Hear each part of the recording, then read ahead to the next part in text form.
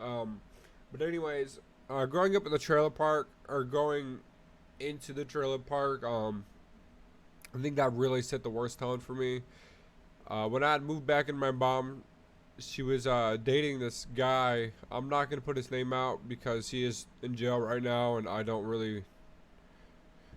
want to. Ooh, no, that's not what I thought it was. But he's in jail right now for drugs. I don't want to put his name out there or anything because it's not my situation to put his name out there. But it all started off good, you know. Because when I lived with my mom before, it was bad. It was really bad, but it started off good. The stepdad at that time, he was a great guy. You know, he showed us what a father was supposed to be like at the time. You know, the person that's supposed to be there for you and care for you. He's kind of put us in that position, like what a real dad was. Um, Eventually, we left that trailer park. I call it the White Ghetto. That's what I call it. It's kind of where the area I'm from, where when you talk about that place, you think of like the worst things that could possibly happen in my area, from where I grew up at least. I don't know in this area, but it's only like 10 miles away. But yeah, when you think about the place, you don't really think, oh, there's some scholars that come out of there. There's some great people that come out of there. You think of bad kids, drug addicts, they'll everything you could think of came out of that place. And I happen to be one of the people that came out of that place. But anyways, we ended up moving into across the street. We ended up moving into like an actual. It was a double wide trailer, but we had our own property and everything. We had our whole family, my sister, my younger brother, my older brother had ended up moving into his own apartment, I believe. Um, he was going through a lot of things. I'm not gonna put his business out there, but he was going through a lot of things at the time. Thank the Lord, he's through that stuff now.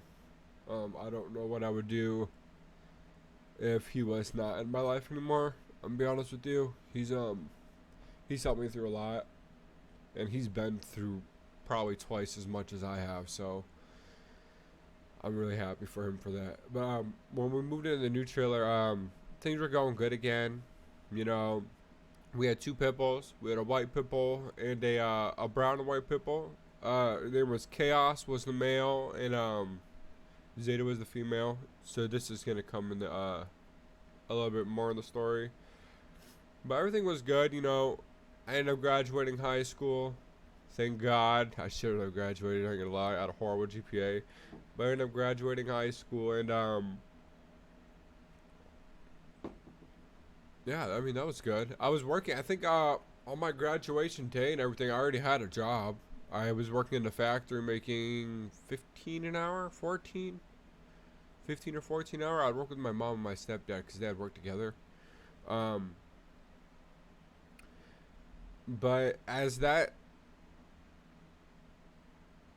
around that time, my stepdad he had got back in old habits and started doing drugs heavily and producing them. Um, and that was not good. But I personally believe the reason that all started, the reason he got stuck in his past again was my dog. He had ended up getting shot in the head. My male pit bull, the all white one, he got shot right in the forehead. Actually, that's what this is for right here.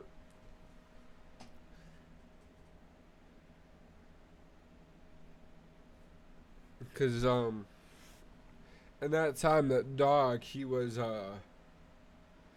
my best friend. He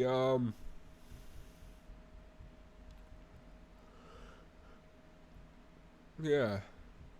One second. All right, I apologize, everybody. I apologize. But after he had passed away, it destroyed everything. Um, it destroyed the entire family, to be completely honest. That's when my stepdad ended up getting back into everything. He kind of went downhill. I think at this point my sister's already gone. She had had her daughter, and she didn't really want her daughter to be around that stuff, and I don't blame her. But she had moved out to New York. Um, Sorry guys. Okay, let me get back into it. Let me calm down. All right. But after all that, um, I watched him hit my mom. I've watched her punch her in the face. I've watched her seen my mom cry a lot during this time. I've seen a lot in that time. When it comes to domestic and or physical mental abuse, I watched my mom go through a lot in that time. Me and my whole family did. I ended up moving back to my dad's after I graduated because of that stuff. I didn't really want to be around it. Um, I kind of saw myself, and I told myself I was a coward for it because there was nobody protecting her, and that's the. It still plays a pretty big mental effect on me. Um, I'm sorry for saying I'm a lot, guys. I keep catching myself do it. I'm trying not to. It's hard, but did it again. When I moved back to my dad's, I couldn't find a job anywhere. I didn't really try that hard. I was still pretty young. I was dating a girl at the time and everything. Uh, Eventually, him and my stepmama got in a divorce, which bless her for that because definitely needed to get out of there. I don't blame her one bit. I don't know what happened between the time I moved back to my mom's to moving back into my dad's, but God bless her soul for getting out of there, and God bless my stepbrother and stepsisters for getting out of there when they all had the opportunity to.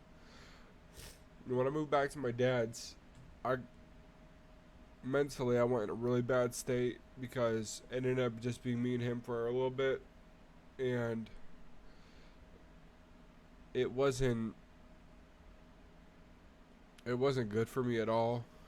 It kind of set me back into being depressed and all the bad things I was thinking. I was back into that state. Uh, Eventually, I got kicked out of there too. I couldn't find a job fast enough, and he wanted me to pay all of his bills. He's never gonna admit to that, but I ended up not really having a place to stay for about a week, and that was probably the scariest experience of my life. I ended up moving into my friend Courtney's house, and I just want to say thank you, Courtney, and your mom. There was really nobody else that was there for me in that time besides them, and I had to talk to them for a long time either. So the fact that they let me into their home was great. I ended up working at McDonald's there when I lived there for about 7 months. That's when I met. Well, not met. That's when I kind of started talking to one of my old friends. We don't talk anymore at all. That's a whole personal thing. But one of my old friends, his name starts with the Z. I'm not gonna say his name because I don't want to say it. But me and him became really close friends. We do everything together. He'd come to my job on my breaks, and he'd bring me like cigarettes at work, or he'd just come and hang out. And eventually, that ended up dying. That's my fault. I ruined that, but I'm not upset about it anymore.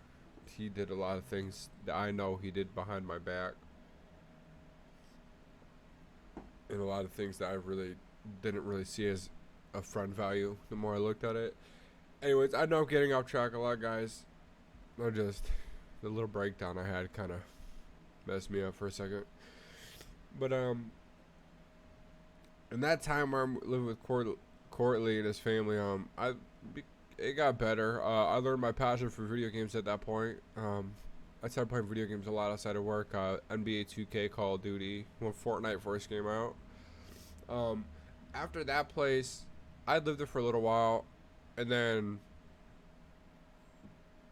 I did get into a little bit of trouble there. Not really like bad trouble, but we had good times, and we got in a little bit of trouble, but nothing bad. Um,